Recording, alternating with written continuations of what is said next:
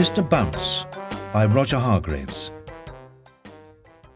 Mr. Bounce was very small and like a rubber ball. He just couldn't keep himself on the ground. He bounced all over the place. And as you can imagine, that made things rather difficult.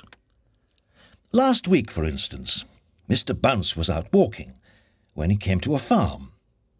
He climbed over the farm gate, and you can guess what happened next, can't you?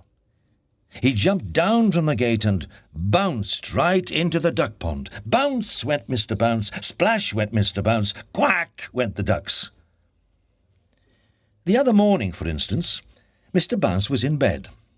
He woke up and jumped out of bed, and you can guess what happened next, can't you? He bounced right out of his bedroom door and all the way downstairs. Bounce, bounce, bounce, bounce. That happens quite often, which probably explains why Mr. Bounce leaves his bedroom door open every night. After he had picked himself up, Mr. Bounce went inside his house and sat down to think. Bounce! Mr. Bounce bounced off the chair and banged his head on the ceiling. Bang went Mr. Bounce's head on the ceiling. Ouch! Said Mr. Bounce.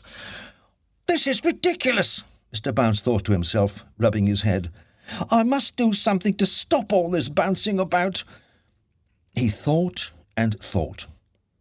I know, he thought. I'll go and see the doctor. So, after breakfast, Mr. Bounce set off to the nearest town to see the doctor. He was passing a tennis court when he tripped over a pebble. Bounce! He bounced, and he bounced right onto the court where two children were playing tennis. And you can guess what happened next, can't you? The children didn't realize that Mr. Bounce wasn't a tennis ball and started hitting him with their tennis rackets backwards and forwards over the net. Bounce! Ooh! Bounce! Ow! Bounce! Ouch! Poor Mr. Bounce. Eventually, one of the children hit Mr. Bounce so hard he bounced right out of the tennis court. Mr. Bounce bounced off down the road towards the town. Oh dear, he said, feeling very sorry for himself. I've been bounced black and blue.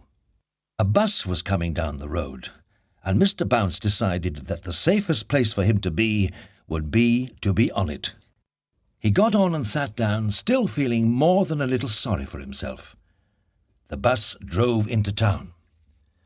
The bus stopped right outside the doctor's.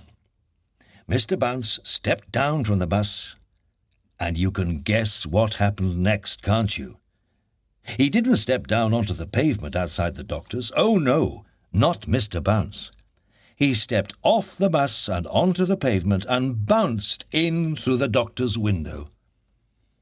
Dr. Make-You-Well was sitting at his desk, enjoying his mid-morning cup of coffee. Mr. Bounce sailed through the open window and landed. Well, you can guess where he landed, can't you? That's right. Splash went the coffee. Ouch! Squeaked Mr. Bounce. The coffee was rather hot. Good heavens! Exclaimed Dr. Make-You-Well. After the doctor had fished Mr. Bounce out of his coffee and sat him on some blotting paper to dry out, he listened to what Mr. Bounce had to tell him. So you see, said Mr. Bounce finally, you must give me something to stop me bouncing about all over the place quite so much. Pondered the doctor.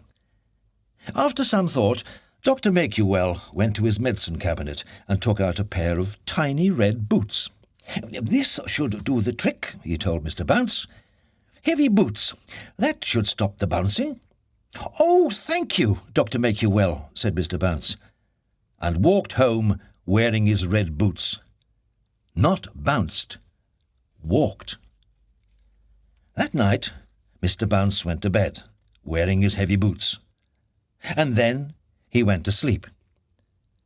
The following morning he woke up and yawned and stretched and bounced out of bed. And can you guess what happened next? No, he didn't bounce down the stairs. He went straight through the bedroom floorboards and finished up in the kitchen.